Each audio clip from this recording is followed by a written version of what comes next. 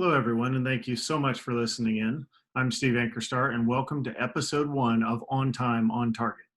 In this episode, I'm basically going to introduce myself so you have some background information on who is it you're listening to.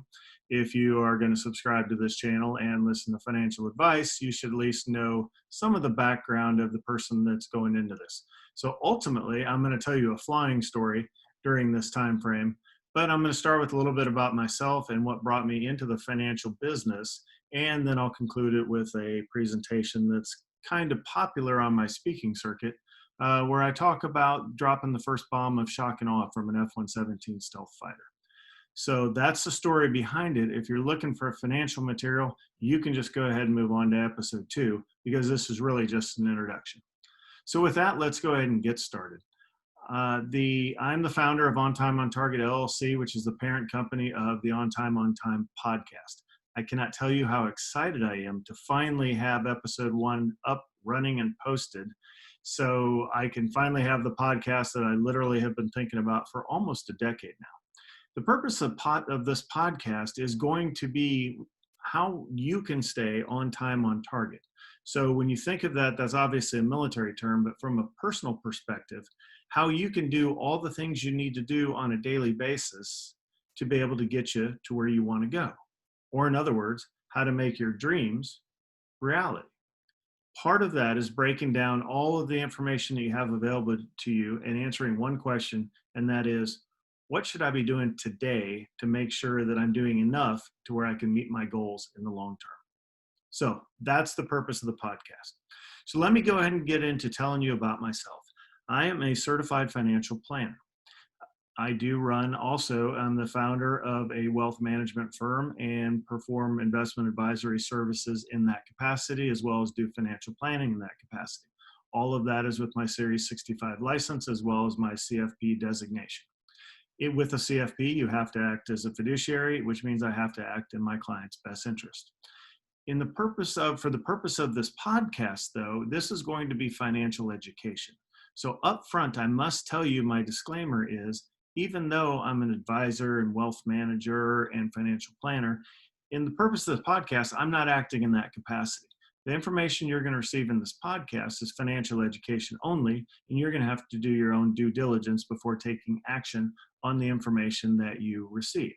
There's no possible way for me to obviously know your personal situation, so I'm going to throw out generic strategies that are out there that I do use either myself or with clients, or that are wildly popular strategies for you to use, but you have to unfortunately sort through and figure out for yourself, or seek a professional advisor to help you with that. So let me start with telling you a little bit about who I am. I'm just over 50 years old, turned 50 last year. I live in Round Rock, Texas with my wife and 2 teenage daughters. I used to be in the Air Force for 20 years and then retired out of the Air Force in the 2013 timeframe. During my time in the Air Force, I was very fortunate to have been an Air Force fighter pilot. I flew the F-15C, which is the Air Superiority Fighter, and I also flew the F-117A Nighthawk, more commonly known as the Stealth Fighter. I also did a tour in Air Education Training Command, where I commanded a T-38 squadron, teaching the next generation of fighter pilots to go out into the combat air forces. During my career, several amazing opportunities, far more blessed than I deserve. I was able to interview for the Thunderbirds, the Air Force Aerial Demonstration Squadron. I made it to the finals, got to fly with the team, and unfortunately did not make the team. However, it was a great experience, and I look back on that as one of my fondest memories of getting to fly with the team. What an opportunity. Also, just a few years after that, I was able to interview in the White House for the Air Force Aide to the President. So when you think of the Air Force Aide to the President, most people think of the person carrying the football, and that's true. It's actually not just one person, because that person would have to sleep. It's the 5 individuals that make up kind of the one person that does spend 24 hours a day, basically either with the president or right next door to the president.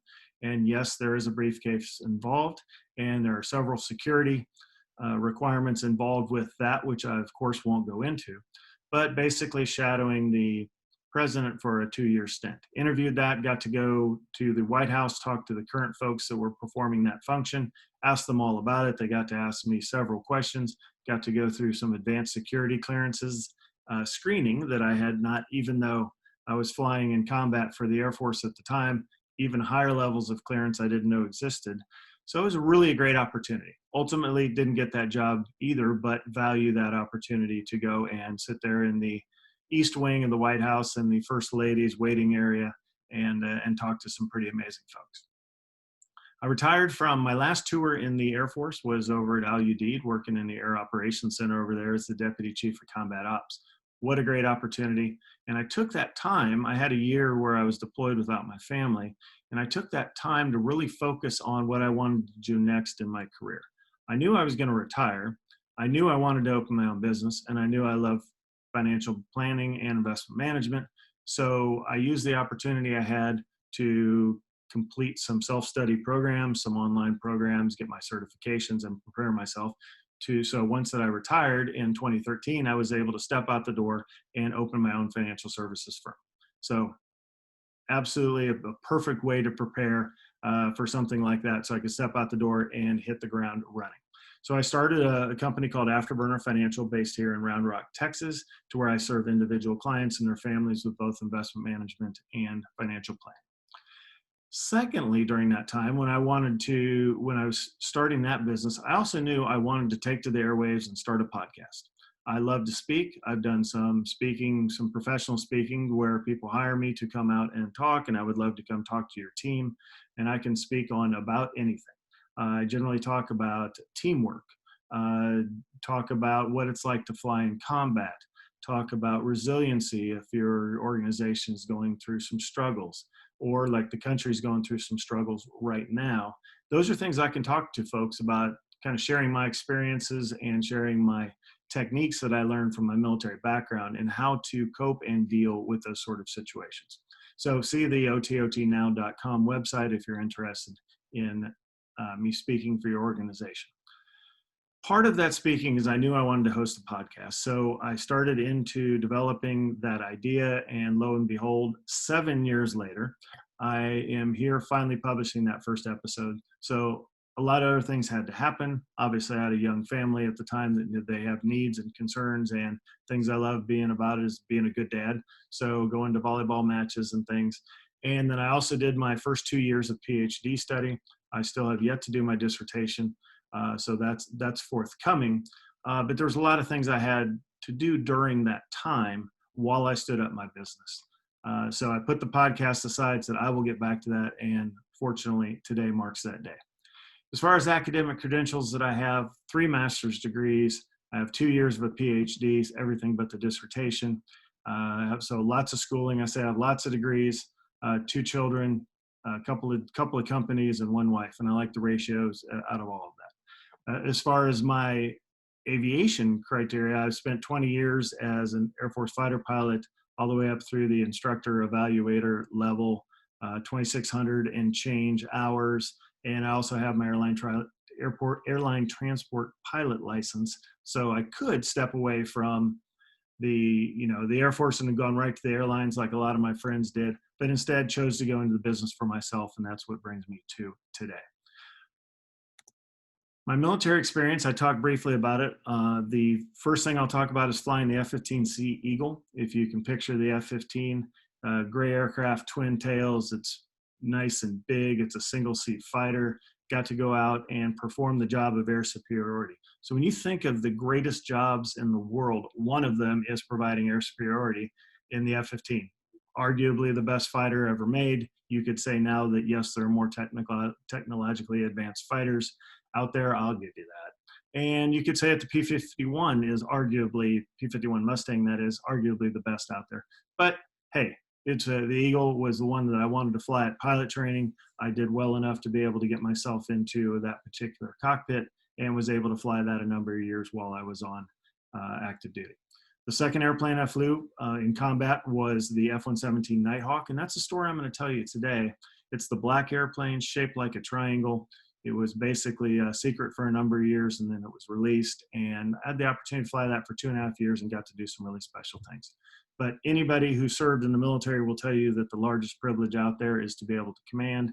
And fortunately, I was able to take command of a flying training squadron where I had some brilliant instructors with me and about 100 students a year that we put through the course. And basically, if you think of pilot training from a year-long stint, I had them for the second half. So folks would start pilot training, and those that wanted to and were good enough to get into the advanced, fighter bomber track, if you will, would come over to our squadron. Our team would take them and continue to develop their skills with some advanced formation work and advanced aerobatic work and actually maneuvering in relation to another airplane type of work to actually get the student to see if that's what they wanted to spend the rest of their career doing. So part of it's aptitude, part of it's desire, but our team would basically take the students we got, make them as good as we could, and send them off to the combat air forces ready to go. So that's what I was able to do for a couple of years there in Columbus, Mississippi. To transition out of the telling you my background and starting the story, again, that you can see a couple of the story I'm about to tell you was highlighted in a few books out there, one of which was called Cobra 2, the inside story of the invasion and occupation of Iraq. It's Michael Gordon, General Bernard Traynor. Once I got back from the shock and awe campaign, which again, this is March 2003, I was immediately interviewed along with several of us who flew either the first night like I did, or I actually flew the first 3 nights. But basically the initial cadre that went in to start the shock and awe campaign, as well as Operation IRAQI Freedom, sat down with reporters and they asked us a bunch of questions, and we divulged, of course, what we could. A lot of that stuff was classified, and that's what you're going to get today. You're going to get an unclassified version, obviously, of the events of that week, basically leading up to shock and awe. So let's start though with we'll start our story with thinking of where you were on September 11th, 2001. Everybody knows exactly where they were if you were above probably the age of 8 when we saw on TV, God bless you if you saw it in person, but most of us saw it on TV, an airplane run into a building. And particularly, it was a Tuesday morning. I was at Holloman Air Force Base, which used to fly the F-117 Stealth Fighter. It was the only place that flew it operationally while it was active. And I had chemical warfare training that morning. So when you think of chemical warfare training, think of gas masks and all the extra layers of stuff that you would have to wear if we either got a nuclear attack or a bio attack, all of that gear. And you had to go through that training, I don't know, every year, 6 months, 18 months, I don't remember. But it seemed like you always had to go through it because nobody looked forward to it. So you have to carry your bag with you of all of your gear, which of course has been issued to you. So you drag that out from your hit and run area in your garage or wherever you had it ready to go, because most fighter pilots are ready to go at a moment's notice in case you're called. And of course, September 10th, 2001, nobody was thinking that it was going to actually happen anytime soon, but everything changed the morning of the 11th. So I had my bag with me, and unfortunately, I was a captain at the time, and that means I should have been at this training 10 to 15 minutes early and be a good role model for the troops. I was not early and not a good role model for the troops that day. I walked into the classroom about 1 minute prior. And since I had, in military terms, if you're not 5 minutes early, you're late. So I fell into that category. So as I walked into the room, of course, what you would see in a normal situation like that is that, of course, the only open chair is way up front. So, okay, that's the penalty I have to pay for being late. So I marched right up to the front. As I'm walking up there, I just kind of looked to see if I knew anybody in the room. I recognized some of the troops, but I didn't see any other pilots and no other officers that I knew that were in the room. And I plopped down, and as I'm walking up there, I saw the big TV screen. There was, I don't know, it's probably a 100-inch screen or so, projection screen at the time. And when I looked up on the screen, there was a movie playing, and I didn't recognize the movie. A lot of times you would show up at these training events and they would just play a movie because everybody's supposed to get there early, like good soldiers and good airmen. So, you get there early and at least you would get to watch, Die Hard or just some cool movie, Executive Decision. And I know you're probably laughing at my choice of what I would just said were cool movies. But anyway, not the point of today. But I was watching this movie and an airplane just ran into a building and I hadn't seen this movie. So as I kind of sat down, I happened to notice you could kind of hear a pin drop in there. And I somewhere about the time I sat down, I looked up and realized that this was actually live. It wasn't a fake CNN shot from the movies that they do a pretty good job with. It's like, this is live. It's like, oh crap. And so just like you, I was wondering, was it an accident? Did a pilot get lost? Did he not see the big building, albeit two of them sitting there? That's the initial reaction was like, what? How did this happen? And then I don't remember the exact number of time between the two, but obviously our class was put on pause because that had just happened and everybody wanted to sit and stay engaged into what exactly was going on. Of course, if you remember the building did not fall. The tower didn't fall right away. It stood there and took it like a champ for some time. So it was bad, but not nearly as bad as later on when, of course, the second airplane comes in and hits the second tower. And then somewhere after that, I believe one of the towers fell and then both fell. And then we realized that was no accident, obviously. Something happening once can be an accident. Obviously, two airplanes, two buildings, nope, no accident. And then what's going on? So I do remember a young gentleman, I don't remember his name, but I do remember him pulling out you have part of your MOP gear is a combat helmet, and putting that on. I'm like, you're okay, you don't need to do that, it's going to be okay. We are not under attack here.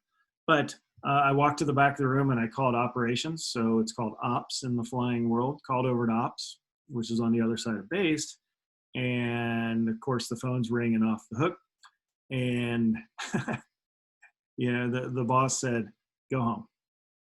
So when you think of that, and it's strange for those that haven't served in the military, but those that have, when your boss says go home, that means go home and get ready. So you go home, you get your affairs in order, which is a nice way of saying make sure you have your will in place. If you can prepay your bills, I was single at the time, living by myself. So it's and if you're in a place to do so, mail off a couple months worth of rent, prepay the electric company, that sort of thing is really kind of tidy up that if I left tonight, probably not going to happen, but if I did, do I have all my gear that I'm supposed to have? Do I have the toiletries, medicines? If you're taking any medicines, pilots generally don't take very many because we can't. But those sorts of things, and if you're going to say goodbye to anybody, you might want to go ahead and knock that off the list because we're not doing any more training stateside. We're going to wait for a deployment order. So, and we would sit home. So what does that really amount to as a warfighter? You go home, you make sure you have all that stuff, and most of us had that pretty well ready. But at least find it. If it's tucked away in the garage somewhere, you kind of might have to move a few things to get to it. But basically, you bring out your gear, you throw it in the trunk of your car, and you say, okay, I'm ready. And make sure financials are squared, and make sure you talk to somebody. Some people do power of attorneys to folks or a limited power of attorney while you're gone. Basically the standard stuff. And then you start watching TV again, and basically whose butt needed to be kicked for this, right? This was clearly an act of war. I wouldn't say clearly. As a warfighter, you tend to look through the lens of this is an act of war. And we need to go kick somebody's butt, and we need to do it tonight, and we need to avenge the losses, which we had no idea at the time of what those were going to be.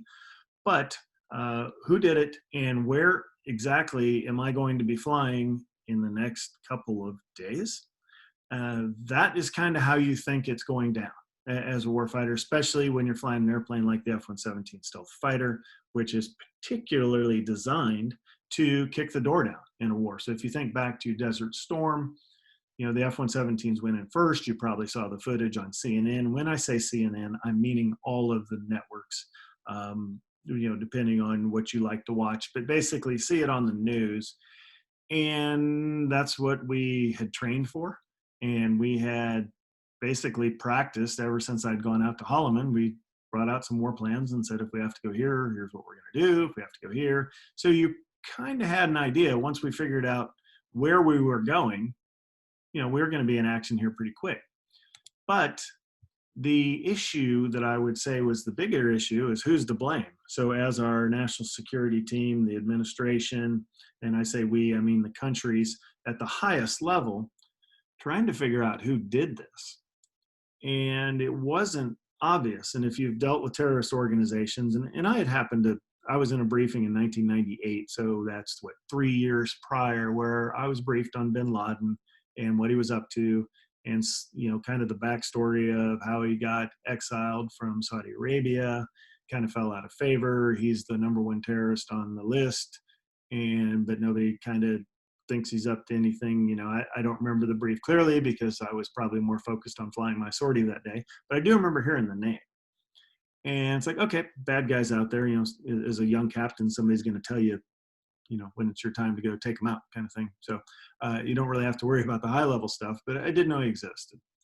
But if you learn more about terrorist organizations, one thing that is for sure is if something happens in the world, they all take credit, which makes it very difficult to figure out who's who when everybody says it was them. And if you're not a national security specialist, I do have a couple of masters in national security, but they want the credibility. So everybody claims they did it. And it's like, well, that's not helpful.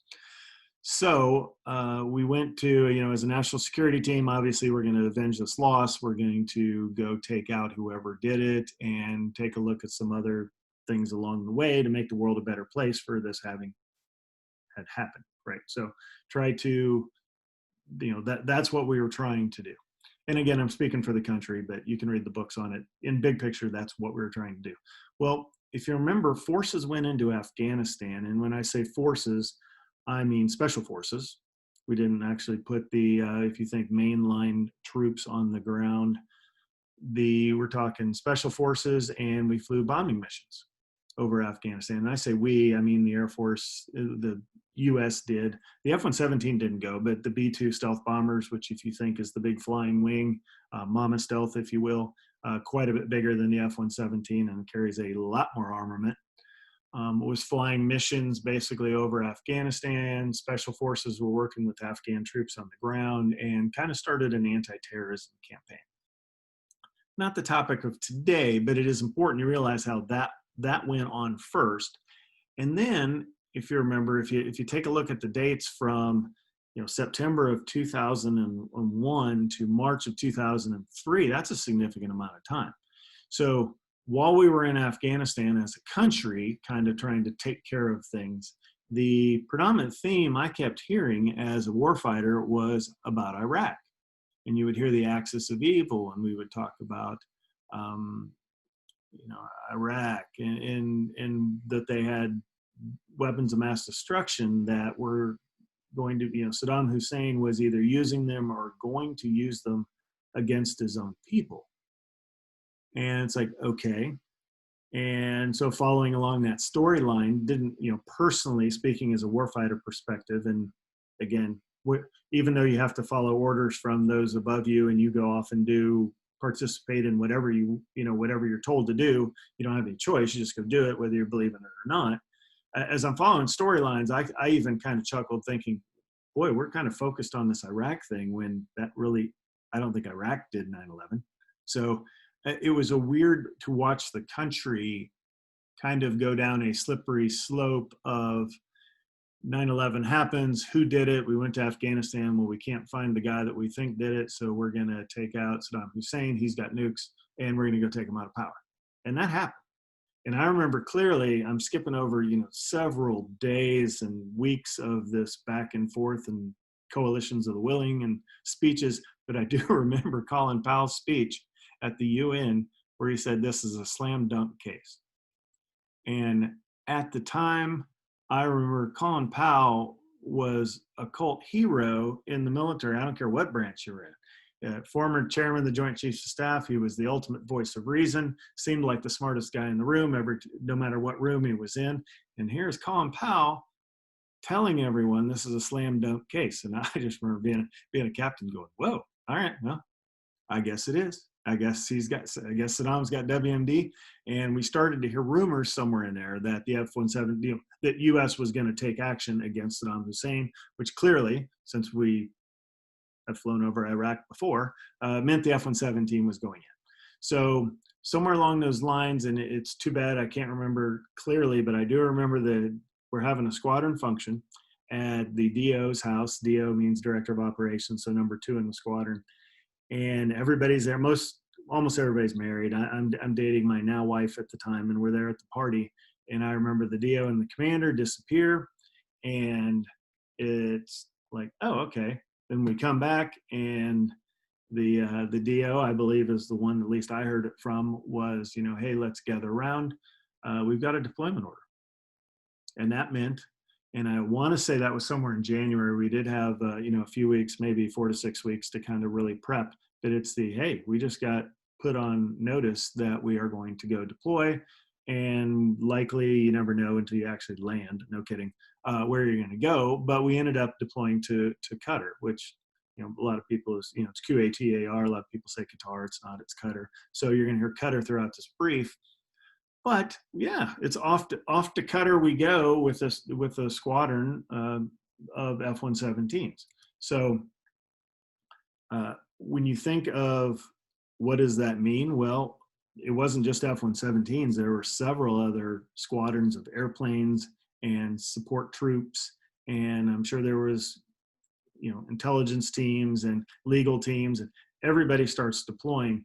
Well, if you haven't deployed before, a little perspective into military life, I happened to pin on major just prior to this deployment, literally like 2 days prior to taking off in an airplane for flying across the ocean. And, flying across the ocean is its own thing. We turn through Europe, which means you fly 11 hours into Europe, spend the night for a couple of days, and you fly on into the Middle East to your end place for you to stay. But when you get there, everybody's sleeping in tents. So if you've heard of Tent City in the Middle East, yeah. So there you are, kind of at the, if you will, the pinnacle of or the meat of your career, the fun years, if you will, as a major, which is from the officer ranks, is kind of the the last chance to be one of the top experts in your field before you pin on your next rank. Then you kind of get into command chain, and then you have to have more responsibility and start leading people. Major is kind of that perfect, you get to be right in the heart of the fun part of your career.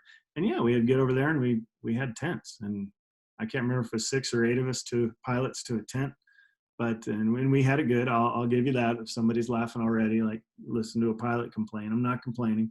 I had air conditioning in my tent, but it was a tent, and that's where we slept. And we started flying training missions. So when you think of, everybody can't show up the day prior. So when you think of a flow of forces, and you can read about this is not secret, you can read about it in plenty of books. It takes months for forces to flow into theater, meaning into the Middle East in this case.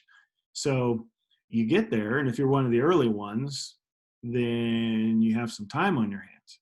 So we started flying training missions, which some of those were normal training missions, just like we would have flown over New Mexico, which some places of Qatar look like some places of New Mexico, and the fact that there's not a lot there. And we also started flying missions up and down the Persian Gulf. I had happened to have flown, most of our squadron, to be an F-117 stealth guy, you had to be an experienced fighter pilot. So almost everybody in the squadron, if I remember right, it was everybody but one, had combat time. So we'd all flown up and down the Persian Gulf, but still, why not check out the new procedures? So we would basically fly up and down the Persian Gulf and go up to Kuwait. Remember where Kuwait is there, just south of Iraq, if you will, at the top of the Persian Gulf, and kind of turn around and come back home. And we were going to do that basically every day. And then there was going to be a time when we were going to get a go order where you didn't turn around, you just went on in and did whatever it is the nation needed you to do. So that's what we were doing during this time. And so picture, I think it was February 2nd, we went over there, and the story that I'm going to start picking up with is March 17th. So about a month and a half, if you will, of getting acclimated to the desert, getting into a battle rhythm for being on the other side of the world, and then getting ready to go, figuring that the call is coming. Uh, Generally, when you flow that many forces into theater, unless there's an outright surrender, which I can't remember last time we saw that, it's going to happen. It's just a matter of when.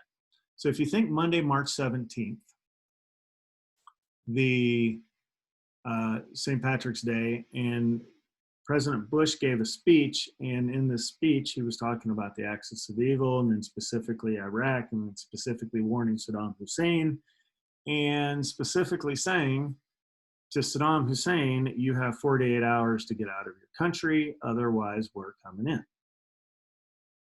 So it's like, all of us watching this together, not all of us, I mean, some were out training, but I remember I was actually watching the TV live when it happened, and you look around, and in your ops building, which again, you made with 2x4s and plywood, and threw the computers in, and it works pretty well, but it was still pretty homemade, if you will, and you kind of look around, and it's like, well, this is going to happen.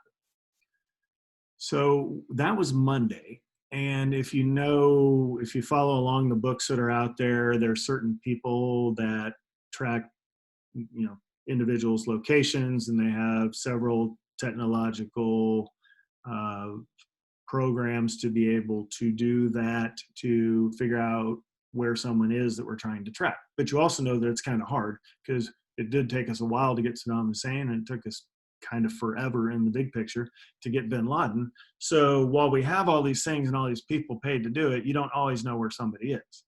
Well, on Tuesday, it came down through the chain, and that's me skipping through a bunch of classified stuff, but it just came down that we know where he is. And since we knew that the F-117 was going to go in, I was able to spend, I and several others of kind of the leadership team of the deployed squadron, were kind of in the know, because we needed to get airplanes and pilots ready. And, I was one of a team of many doing that. But it's hey, we need to get ready to go. What's the latest? What's the latest? And then we would react based off of the latest information. Well, we got the word on Tuesday. It's like, we know exactly where he is. So how about now? And they're like, okay, it's kind of like if you picture a wing ops center where the person in charge is like, okay, are you ready to go? Are you ready to go? It's like, we're in the green, sir. We're in the green. It's like, we can make it happen. And, all the way around the room. And then it went back up to the president, and, poor form, right, to go in and take somebody out that you told them you have 48 hours to get out of your country, and then you take them out at the 36-hour point. So kind of everybody spun back down and said, yeah, that president guy, he's kind of right. He did say 48 hours, so we should probably at least wait for the deadline. So, but it was a fun exercise, at least. Got everybody spun up and excited, and then spun right back down, and then spun up all again next day. So trying to sleep during this time, during exciting times, you kind of, for those in the military, pretty much your whole career is work yourself to exhaustion and then pass out and then get up and do it again. But it was tough to sleep, because obviously you knew that this was going to happen. So you would go back and do your best to get a little bit of sleep, and then come back out.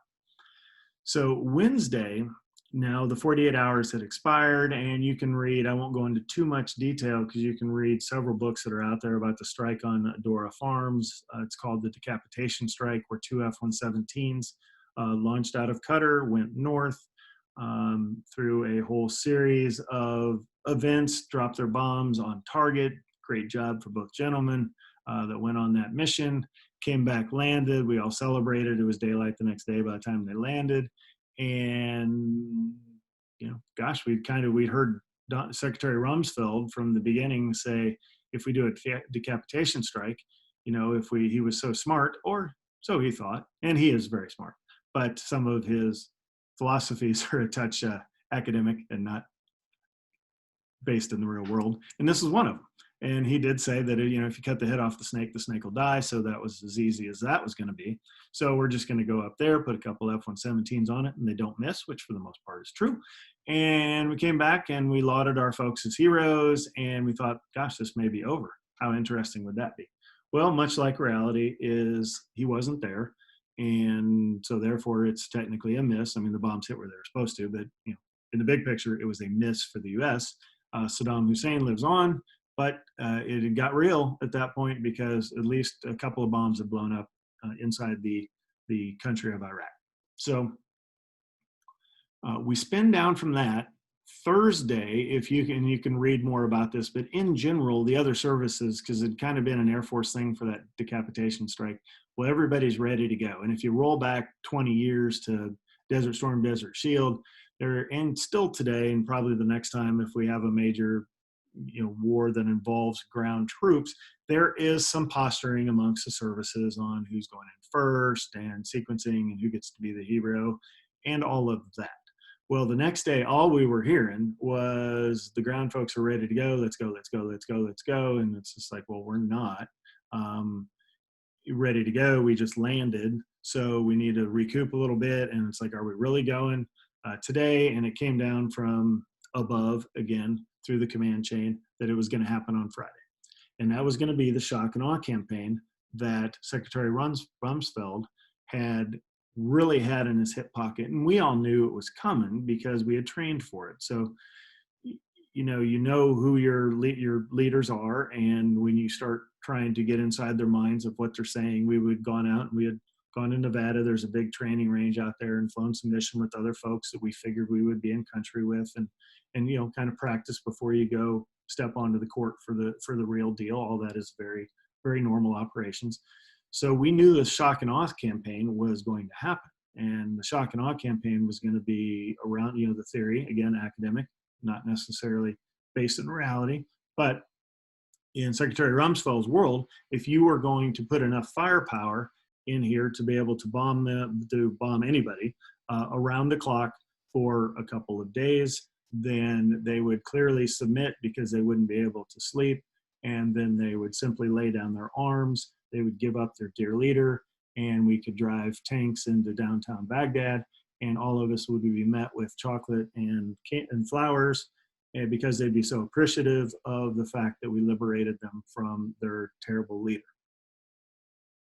Okay, that's a pretty academic paper. I hope he got an A on that one, because that's not how it works in the real world, and everybody knows that. People, I've never been bombed, but I can certainly, since I've been on the bomber end of it, that nobody's appreciating that. And if they're supposed to meet us with chocolates and flowers, maybe we shouldn't bomb them first. But that was the plan. So we said, okay, we're going to unleash the fury of shock and awe on Friday morning, and that is what we did. So you think Friday morning, March 21st, 2003, and the first ones in were going to be the Stealth Fighter. So let me tell you a little bit about the Stealth Fighter, since we didn't get into it earlier. But the Stealth Fighter, again, triangle type design. It was designed by engineers to be stealthy first and then fly second. So in other words, the aeronautical engineers had it before, the stealth engineers had it before the aeronautical engineers, which is why it looks different than any other airplane that's out there. It was built to be stealthy first. There's some angles on there. When I talk to kids, I like to say, imagine that if I held the Stealth Fighter up, the top of it, you could see that if it was a mirrored surface and you shined a flashlight at it, none of the flashlight would return back to you. So that was that was how it dispersed radar, if you will. That's at a very basic level. There might be a little more than that. And then it had some stuff, on some radar absorbent material that was around the airplane, a coating, if you will, that also helped. So that's all I'll say about that, but it was very stealthy, actually. It could really sneak in and sneak out and get the job done. And it was designed for nighttime precision attack, kicking the door down, if you will, and laser guided bombs. So in the cockpit, on my stick and throttle, I had the means to be able to put a laser spot on exactly what I wanted to, meaning a window, a doorway, a cave entrance, or whatever it was I was being called to do. Middle of a street intersection, we'll get back to that. Basically, I could put this bomb wherever I wanted as long as there were no clouds involved.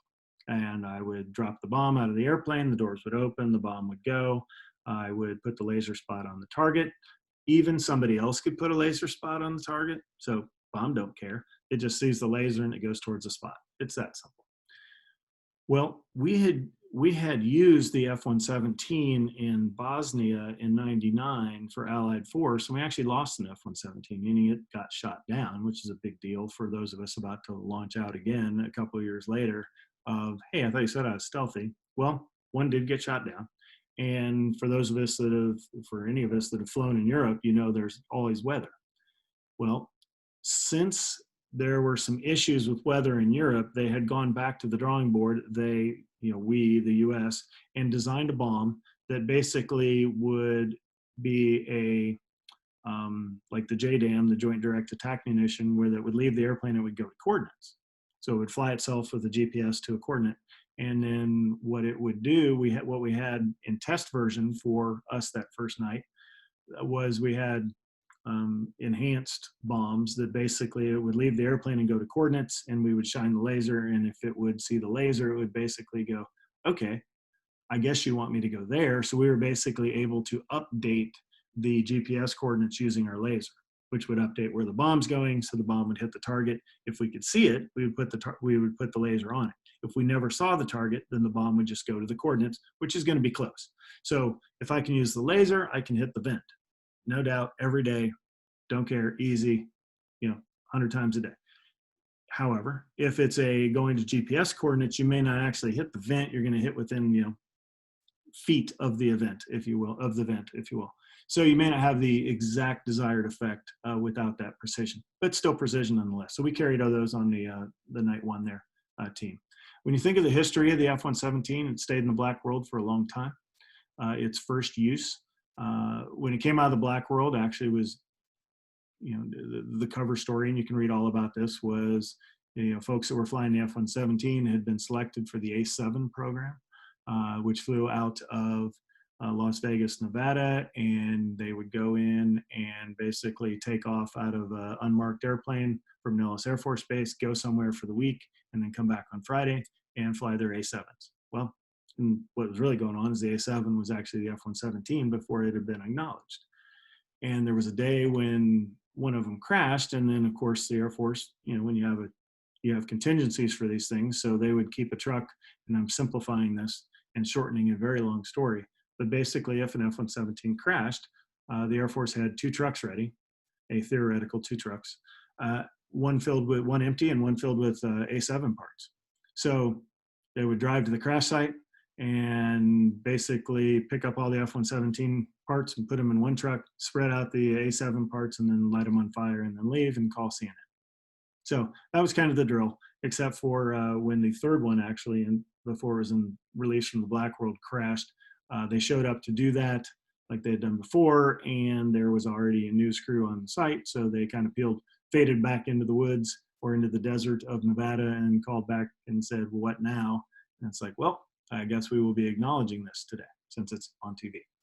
So that was late. I want to say it was December '88. There's some great books out there that detail that if you're interested in more information, and probably slightly more accurate information, because I'm covering a lot of material there. But the first operational use was in Panama. If you remember that raid to go down there and snag Noriega. And then it was used again in Desert Storm, which was where most people really kind of found out about the F-117, unless you were a Popular Mechanics magazine fan, because they kept trying to guess what the secret airplane was and called it the F-19. And I remember there were F-19 models out and about that you could get from, was it Revell, was the big company. So so there's a lot of stories behind the airplane, but actually most people knew from Desert Storm. When they kind of highlighted the airplane, they showed a lot of the night footage, if you will, of the green screens and the crosshairs and the bombs going right into vents and indoors and things like that. It was also used in Allied force, like we already talked about, where we did lose an airplane, and then of course it was used again in Iraqi Freedom. And to kind of clean up the history, it was inactivated in 2008. Inactivated is an interesting term. What I had heard was it wasn't retired, as most airplanes are, because they wanted to maintain the capability. It just got a little too expensive to fly, which it was a pretty expensive airplane to fly. I'd heard when I was flying, it was the most expensive per flight hour in the inventory. So, and it only carries 2 bombs, which you have to go a long way to just drop 2 bombs. So I see the point.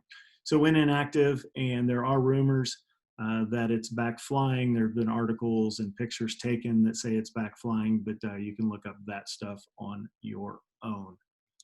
So let's talk next about the shock and awe. So back to Qatar. and back to the Middle East and back to March 21st, 2003, and going out the door on the shock and awe campaign. The particular package, and you package air power together just like you would package an orchestra together. Things are sequenced and they're very carefully put together with certain capabilities and things. And you've talked to all these people that are at least the leads of all these teams, and you go out the door and you execute the most advanced football play, if you will, that ever, right? Because airplanes are everywhere.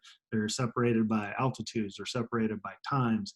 There's free fire zones. There are no fire zones. There are no fly zones. There's all kinds of things to think about, not just from airplane deconfliction, meaning it's making sure airplanes don't hit each other, but there's weapons deconfliction, meaning that weapons flying through the air don't hit any airplanes. And then there's free fire restrictions. So if you point at a friendly base, all of the bases that are out there that are U.S. bases or coalition have systems like Patriots that are meant to shoot down anything that's pointing right at it, which can be an interesting thing if you're supposed to go back there and land, right? So there's all kinds of methods out there to make sure we know who's who, and so we don't shoot our own people down. It still happens, and it did happen, not on the night of shock and awe, but it happened on night 3, if my memory serves me correct. Might have been night 2. But so it's this master plan, and we have literally rehearsed it, and we're ready for it, and we're going to go out and execute it.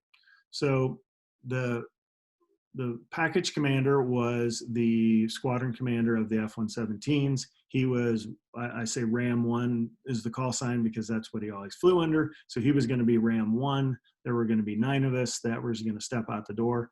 I was his number 2 as his deputy package commander. So if for some reason he fell out, then I would be able to lead the package off into combat.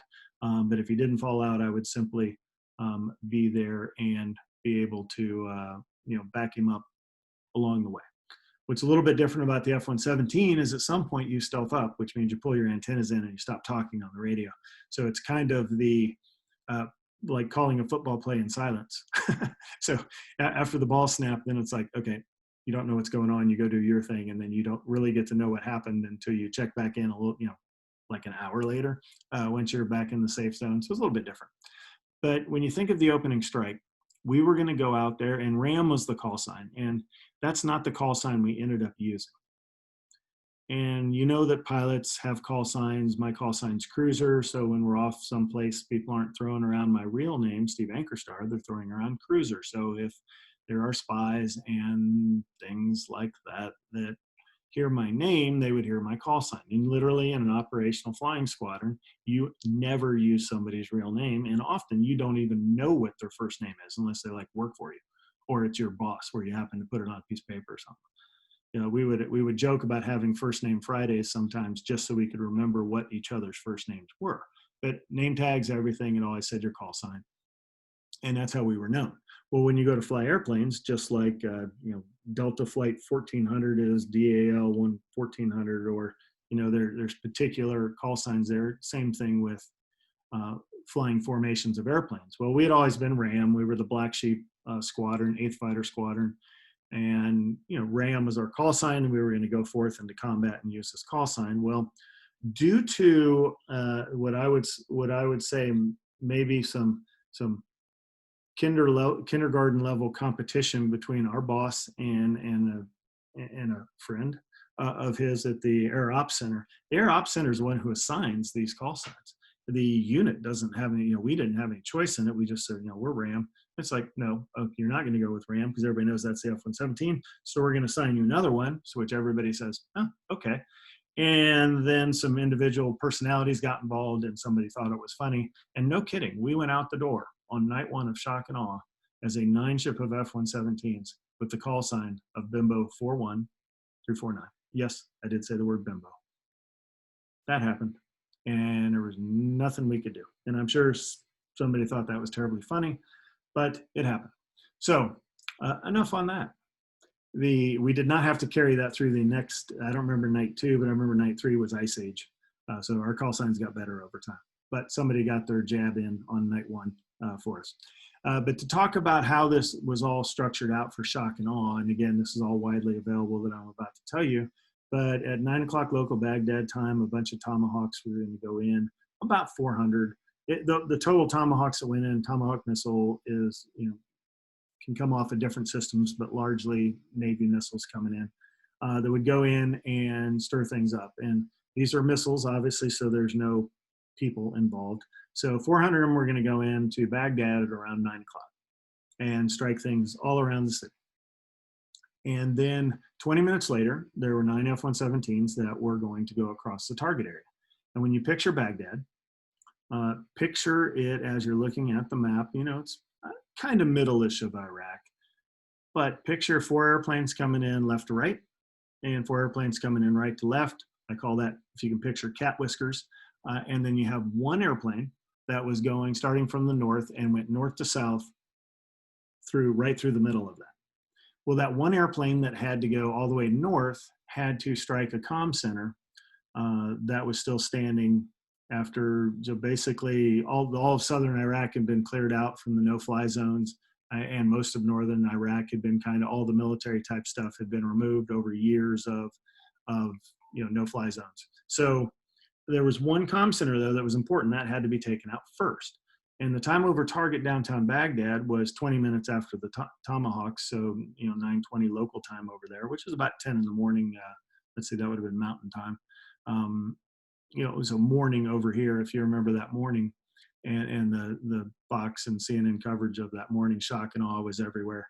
And so Tomahawks were going in, and then the F-117s, the first jet through had to drop a comm center at 21:16:38, so 9:16:38 local, and then another F-117, instead of just continuing through the cat whiskers out the other side and going southbound, was going to peel off and go north. Well, the original plan is the squadron commander was going to take that first comm center up north and then come down and meet everybody over Baghdad, and then I was going to take the mission to where I peeled off and went north to basically, this building was big enough to where the first jet through was going to strike it once, and the second jet through was going to strike it again. And between the 2 of us, it was going to level the building. It worked. But due to the high threat mission for that first sortie and the fact that it was a squadron commander that was going on that sortie, I don't know what powers that be made the decision, but the boss and I switched sorties. So I ended up taking the sortie that went up north and ended up with that dropping the first bomb of shock and awe from a manned airplane at that 9:16:38 on that comm center. And then I went down through downtown Baghdad, met up with my buddies, more on that later, to drop my second bomb downtown Baghdad, and then came back home. After the F-117s went through, a few minutes later, and generally you space these things out, because when you can think of, you drop bombs on bad guys, they're going to get into their guns and they're going to start shooting in the air. At some point they stop, and obviously we've measured that for years. So we spread these things out, so the lead is back now out of the air by the time you send the next crew through. So some B-2s went afterwards, about 8 minutes later, and then some other, about 10 minutes after the F-117s, some other fighters, Hornets, Strike Eagles, started kind of tossing, if you will, to where they weren't overflying Baghdad, but they were doing some long range stuff to where they could kind of go up to the edge of Baghdad, toss their munitions in there, and the munitions can still hit the intended targets without putting the air crew and airplanes in danger, because there were still a lot of things shooting at us that night. I have heard it was the largest single display of air power in U.S. history, and that the total tonnage was more than, obviously, Nagasaki and Hiroshima. So you can verify that on your own. The launch, there were 9 of us that went out, so you can see, or you can picture in your mind that we launched from an op center that was largely, you get to Qatar, and you have somebody that meets you there, and your folks say, hey, let me show you to where you guys are gonna work, where your op center is. And it's like, okay, well, you get to this, there's like a little paved road or a path, and then you look out and there's a stack of like a pallet of plywood and some materials sitting there, and they're like, here's your ops. And you're like, what? Right? Where's the building? And well, no, you were going to build a building. So the crew immediately had to go to work with building the building. So you can imagine a very, and it worked great, and built this place up. So very much a team effort to get everything up and running. And then that's where we launched out of from. So you can picture 9 folks lined up, getting their brief and all the emotions that are going through. And remember that last time the F-117 had gone to war, we lost one. So it wasn't, you were no longer the invisible man because we had lost one. So it was kind of like you're almost invisible, right? So we wondered if technology had now outpaced our technology, or using another analogy, is the mousetrap better than the mouse now? Us being the mouse in that case, trying to sneak in and sneak out without getting shot. So, a little consternation going out the door to launch out on the mission. But launch out on the mission we did, and go from there. So the actual mission itself, 3 of us, 9 of us launched. It turned out only 3 of us made it across the target. There were some issues in the air refueling tracks that led to that. Part of the confusion fog of war is sometimes that happened. But 3 of us made it out. So the boss and I and one other person, basically Bimbo 41243, made it out, made it across our targets. And when you can think of how we went to our mission, if you picture Qatar, it's like a thumb sticking out into the Persian Gulf. And it's about an hour south. So what's an hour in a fighter jet? It's about 500 miles, give or take. And so you have this thumb sticking out in the Persian Gulf. You launch out over the Persian, as soon as you're airborne, you kind of get feet wet, if you will, which means fly out over the water. And there's a big highway in the sky that's obviously not marked with signs and things, but there's procedures to where you're supposed to stay here and stay there and not be here. And here's your off ramps. And you go through a series of procedures. You basically go up to Kuwait, hook a left, and then go into the refueling tracks. Once you're in refueling tracks, you get your fuel. And when your time when you're ready, it's your time to meet your time over target. And again, on time on target's the name of the podcast. So, to be on time on target, there's a whole slew of things you need to do and to get ready to go. So obviously I had the farthest to fly because my target was north of Baghdad, and we're down in southern Iraq at this point. So I was the first one to really leave the tanker track and stealth up and press northbound on my own. And I went around Baghdad to the east side, which is the side with Iran, and basically hugged the Iranian border. And as soon as you stealth up, until your antennas are in, you can hear everybody. And you hear the AWACS talking, you hear different controlling agencies talking. These are now combat controlling agencies, not ATC, because it's only military out there. But when you hear everybody talking, or other fighters checking in, it's not a lot of talking, but you do hear, okay, yep, everything sounds like it's going right.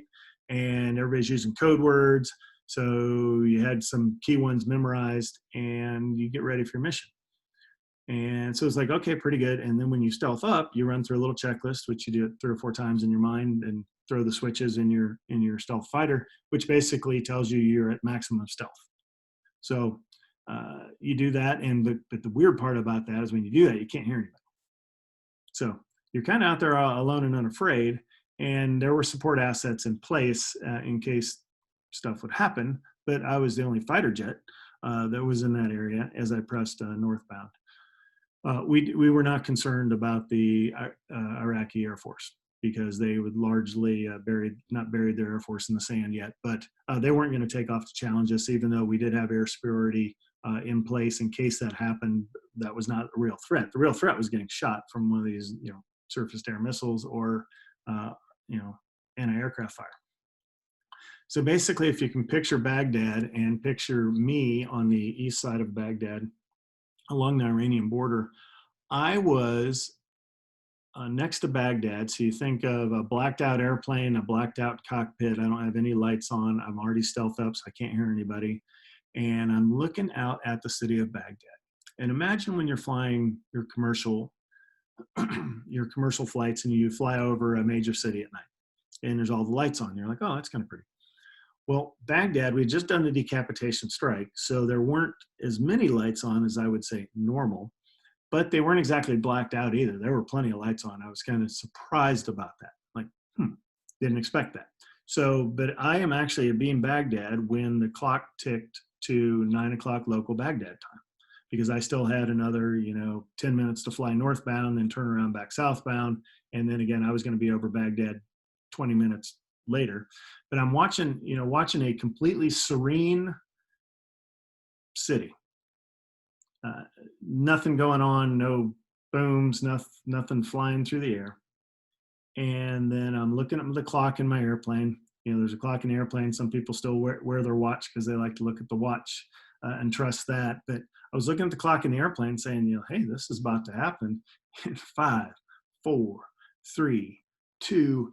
And about the time I got to 2 is when the boom starts. So missiles aren't quite as precise as airplanes when you drop laser guided bombs. But 400, I didn't count that obviously, but literally there were 400 explosions right around the Baghdad area, and I'm the only one that was really in position to see that. So that is pretty darn cool. And as I'm watching this, it's just like, holy crap, okay, yeah, get some, right? This is happening. And I'm all fired up and ready to go do my mission. And as I'm watching that, because you see really the missiles all impacted and they're done in about maybe 10 seconds. And then I start to see the return fire, which obviously they didn't know as missiles in that airplane. So they can think airplanes are, oh, for, oh man, they're, surface to air missiles going up. So you're seeing, again, you don't often see the bullet or the missile, if you will, but you do see the burn trail and you see muzzle flashes, and, you can see different things from the air, and it's all these light sources on the ground, which is all return fire. And I just remember chuckling, and I was fully prepared to go do this mission. There was no doubt that I was going to be in some danger as I fly over Baghdad and drop bombs. They're going to shoot back, obviously, and my day could end very badly. I could be killed, or I could be shot down and, land 100 feet from my airplane and try to say, that's not mine. All those things we've been trained for, everybody was ready for it. You become one with it that, yeah, I could die tonight, but I'm here to do my mission, and I'm going to do it the best of my ability. But I do remember chuckling to myself, and for those that know me well, I have an interesting sense of humor.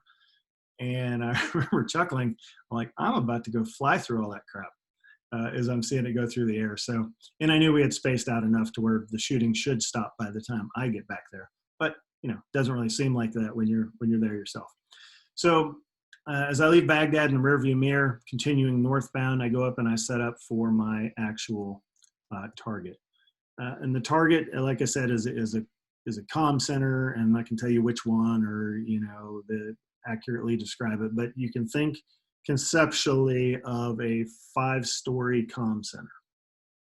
And in an F-117, when you acquire your target, or any bomber, if you're a bomb dropping mission, whether you're in a fighter or bomber or whatever, you line up on your target off of the GPS that kind of points you in the right direction. And then you start to look through. We had an infrared camera that basically I could zoom in and find the actual target, and I would confirm it about 7,000 times, right? Because you don't want to mess up. So you make sure it's in the right block, you make sure everything looks right, and I'm not cleared to release legally unless I have positively identified the target, and I can ensure that I'm going to drop my bomb exactly on that target. I can't account for malfunctions, but I certainly, up to the point of me pushing the button and it releasing from my jet, everything had better be perfect. Otherwise, I will be talking to some lawyers later on. And you train to that standard. So I'm not saying it from a big deal perspective, but yeah, you were very vested in making sure you had the right target, obviously. And like I said before, the boss and I were going to share this building, so I had my vent, if you will, to put my bomb through a couple thousand pounds of love into this building.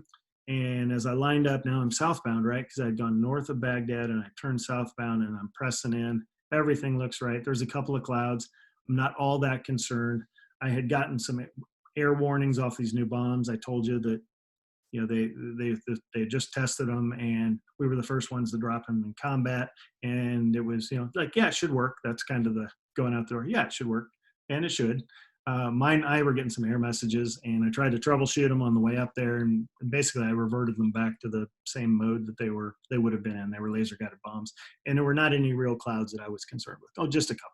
But I do remember that as I'm flying in, it was smokier than I thought, and that's because there had been some shooting going on, and now it was a little bit hazy, and I think there was still some burning of tires. They used to talk about Saddam's Ring of Death, and I think that was largely Desert Storm, but it seemed like there was some visibility issues at a distance, but those cleared up. I was able to see my target just fine, and then I went into release. So when you release a bomb in combat, I must first say that it was the first live bomb I had ever dropped. So you don't always get the privilege and training of doing the live mission before you actually do it for real. So this is the first live bomb I ever dropped, so that was kind of cool. I remember that when you drop the bomb, the doors open, and when the doors open, because they're internal bombs, the aircraft shakes, obviously, because now you've just put two things out in the wind stream. The bomb leaves, and then the doors close, which is very important as a stealth fighter that the doors close. We had this little light that would, as soon as the doors open, light comes on, and then when the doors close and everybody's happy, meaning all the systems talk to each other and everybody's a thumbs up that we're actually stealthy again, then the light would go out. So you can go drive right through the middle of Baghdad after just having bombed somebody, which will make them angry, and be fairly certain that they can't see you. Or if they can see you, they can't see you long enough to shoot at you. And if they can shoot at you, they can't see you long enough for the missile to track. And if the missile can track, then they can't see you. The missile can't track you long enough to impact you or to continue to track you. And then in game, if it can track you, it should miss when it gets to you. So based on a lot of technology and a lot of shoulds, you should be safe out there. So the bomb left the airplane, or I dropped the bomb. There's a countdown. You push a pickle button, so you can kind of imagine that. Hearts beating. I borrowed a phrase out of a movie, which is a story for another day, or that I'll tell you in person. But a movie that I love, and a particular phrase that I love that I had obviously memorized, and I talked to that, and I had to pause for a second while I released the airplane, and I continued to recite that all the way to the impact. And at the impact point, exactly on time, all you can see is it's an infrared camera. So of course you see the IR bloom, which means all the heat coming from the explosion. Basically you go from seeing everything to seeing nothing. And then as the heat starts to fade, as you're now starting to go by the target, you can actually see the damage, some of the damage that you've done, but you really only get maybe a couple seconds and nothing you can really hang your hat on other than, yeah, did I hit it and hit it in the right place? So a lot of the footage from that night was put on TV. Mine was not, largely because I recited that particular phrase. So mine was not considered CNN worthy. But I thought it was epic, and received a few high fives from some folks when I got back to the back and they saw my tapes. And all these, of course, are taped when you're on a combat mission. So off target, off the first one, look up. Of course, at this point, I mentioned earlier that there were only actually two other F-117s out there, I assumed, because I don't know, because I've been stealthed up. There are actually 8 others. I would have no way of knowing that there was fallout. Went on into my second target. Now, the second target was kind of funny in the fact that, in picture as a combat pilot, Intel gives you a target pack. So in a target pack is this thing where you strap on your leg and you have pictures of your target from, and then I'm not going to go into where we get the pictures, but just imagine pictures of, target at range, and then what it looks like when it gets closer in, and what it looks like when you're really close in. And then on that close in shot, your closest in shot, there's a dot. And that's your DIMPI, which is the desired mean point of impact. And that's where you are to put your laser spot on the actual surface or building or whatever of where that dot is on your paper. So imagine my surprise when I got my second target. This was when we switched missions, we switched targets, and that was, I don't know, a day out. I can't remember exactly when we switched, but it's like, oh, my second target, and I gave it to me, and I just kind of laughed, and I'm like, is this for real? And you have weaponeering folks that they tell you where to put it, so they're a lot smarter than pilots. They're going to say, okay, if you hit it here, then here, all these things are going to happen. So they tell you where to hit the buildings. They tell you where to hit whatever it is. So I look at my second target, and it's a street intersection downtown Baghdad. So picture a downtown area, and there's red X's. So my first one was, again, a few miles north. So there was a city around it, but there weren't things that we made sure that we could not hit. So if you think of a target, a picture of a city block, there are red X's on several of the city blocks, meaning no matter what you do, don't hit those blocks. And we would line up in certain angles and directions to make sure that, okay, if my bomb went short or my bomb went long, those things happen. Generally, bombs aren't off left or right. So you think 612 airs, so you try to line up to where you would have the least damage if your bomb fails and lands either short or long. Well, my target was a street intersection, so I had to kind of laugh, and I'm like, who did this street piss off? But I kind of flipped through the target pack, and what it was is there was a command bunker, or so they thought, and there actually was, but the command bunker that was underneath that, and my bomb was going to hit the surface, and it was fused a little differently than the first one. In other words, fusing meaning of when it goes boom, if you will. It was going to delay and then go boom. So it wasn't going to hit the street. It was going to hit the street and maybe go under, go penetrate whatever's down there and then go boom. And that's how you weapon air stuff. And in this case, it was a command bunker underneath, and obviously the command bunker has a bunch of tunnels that lead to it. So when you think of what actually does the destruction of a bomb, there is the actual, flash of the bomb when it goes off, and then there's also the overpressure, and that's what kills a lot more is the overpressure. So putting it into an underground system, rupturing this command center, whether anybody's entered or not, we didn't know, and then basically blowing the air blast through and rupturing the sewer, in that whole underground system, which would bleed over into the sewer and things. So a lot of damage right there, but really it was taking out that command bunker. So that was my target. I went in, and it was a lot. There was some smoke again, and I remember I get closer. It's like, okay, I can see clearly, and I'm a combat vet now, at least from a bomb dropper, because I dropped one a couple minutes ago, so I was no longer a rookie. And it's like, okay, there's my intersection. Confirmed it like 50 times because one of the corners of the buildings is, has the red X, and that's where reporters are. That's where if we have folks on the ground maybe scoring these bombs, that's where they would be. Like, don't hit that. So it's a go in, put the laser spot perfectly, and then when I drop the bomb, same thing. I didn't say anything this time. That was for the first time. Drop the bomb. It hits at the exact spot where the laser is, which is nice, and stuff blowing up around me. Right when my bomb hit is when some other bombs went off, and they're all right within about a block of each other. And mine kind of did a little puff. It didn't have that big explosion like it had before. So as the doors are closed and I'm stealthed up, and now I'm dead over Baghdad, bombs are going off, lights, air starting to fill with some non-friendly stuff like missiles and aircraft fire. And as I look back up, I kind of had to ask myself, I didn't know if sometimes bombs will dud. So I safed up, and pressed out of Baghdad. And once I could get out of Baghdad, you have to give, and I did see some surface to air missiles from a combat perspective. For those that have been there, every time you see a launch, you pretty much assume that it's targeted directly on you until it proves that it's not. And again, that by if it just gets bigger in your canopy, the spot just gets bigger, that's bad. That means it's coming right at you and guiding on you. If you see any line of sight whatsoever, so we used to talk about if you're driving to an intersection from long range, if there's line of sight forward, that means that they're going to get there before you, line of sight aft. Anyway, hard to explain without using my hands like pilots do. But I saw 3. I remember in particular, I never really felt threatened that night,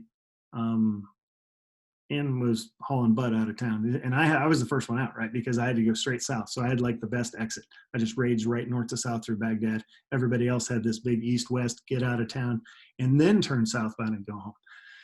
So once you're off a combat mission as an airplane and you can talk to people, you de-stealth, so you do whatever it takes to do that, and you check in on the radio, you use your call sign again, Bimbo 42, and using code words, you'll say things like Rosetta, Braves, Hearts, and what does all that mean? Well, it's in code, so you don't get to know what it means. But what you're doing is reporting your targets.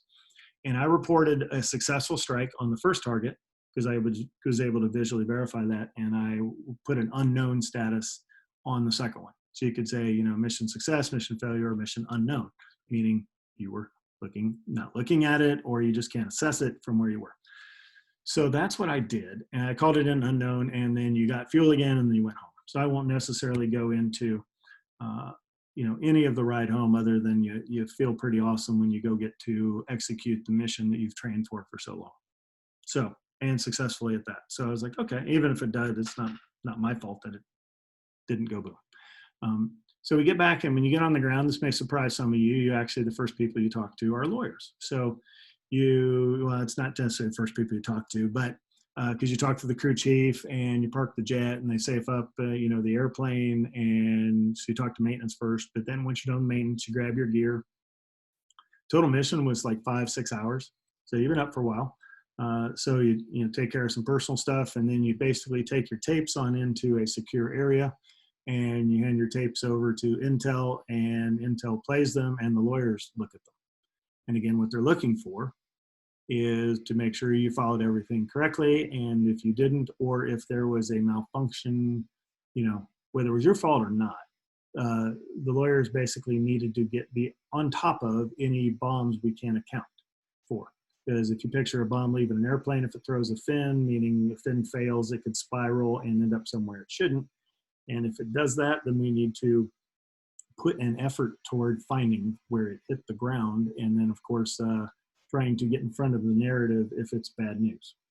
So the media is also there because they're looking for the Intel folks have some technology where they can kind of strip out classified stuff, and they can get stuff uploaded, if you will, to CNN, Fox, whatever, to be able to highlight the missions, right? So I remember hearing, can't exactly use that based off of what I said there on my first bomb run-in. And then basically, as a pilot, you review the mission materials for the next day, and then you check in with everybody that's going to fly with you the next day, and then go from there. So remember, we launch at night, so this is now morning time, so you can go sleep all day and get up and do it again the next night. We did have a little makeshift officers club in Qatar there, where it's illegal to drink in the country outside of certain areas. The base had a special rule, so you could have, there was a 2-beer rule or 3-beer, I can't remember, it changed the next time I went. There were some cigars, so kind of a little bit of a feeling for combat. Those are the pictures that we all saw growing up from our parents in Vietnam, is with the cigars and things from back in the day, if you will. So got to do a little bit about that, but not much. And then we did have some sleep aids called no-go pills. You'd take a couple of those so you could actually get to sleep and then go back to your tent. So that was kind of, post-mission was pretty uneventful, and you would get back there and get ready to fly the next night. So I ended up flying the next 2 nights, and then off into the planning mission from that point on. So that's what I've got for the big story that I was going to tell you. Again, I wanted to tell you that story, because it gives you a little bit of a background of, throughout this podcast, I'm going to use flying analogies. I'm going to use military analogies. So kind of letting you know up front why I'm doing that. I have flown fighters in combat. I have put bombs on time, on target, to the split second. So when I've gone through all of the advanced military training that it takes to do stuff like that. So when I'm talking to you about what you need to do financially, what I'm doing is using those planning skills from the military on very complex missions to take your financial situation, which again, I don't know personally, but complex financial situations, break that down into simple steps that you can do on an everyday. So when you have a dream out there, you can basically turn it into smaller steps to make that dream into reality through execution. So that's what I've got for you today. Thanks for listening in. If you want more information, check out ototnow.com. I do have some private squadrons that you can join if you're interested. If you want to hear some different stories where I'm actually on live with folks. So with that, I'm going to let you go. Thank you so much for listening to episode 1, and look forward to you tuning back in later. Thank you.